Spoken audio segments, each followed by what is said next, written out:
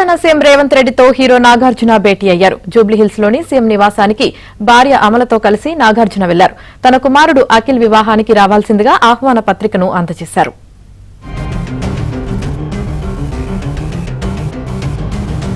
భేటీ అయ్యారు. జూబ్లీహిల్స్ లోని సీఎం నివాసానికి భార్య అమలతో కలిసి నాగార్జున వెళ్లారు. తన కుమారుడు అఖిల్ వివాహానికి రావాల్సిందిగా ఆహ్వాన పత్రికను అందజేశారు.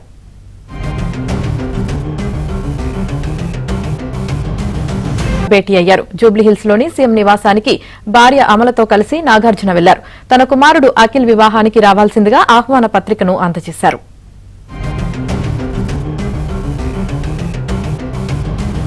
జూబ్లీహిల్స్ లోని సీఎం నివాసానికి భార్య అమలతో కలిసి నాగార్జున వెళ్లారు. తన కుమారుడు అఖిల్ వివాహానికి రావాల్సిందిగా ఆహ్వాన పత్రికను అందజేశారు.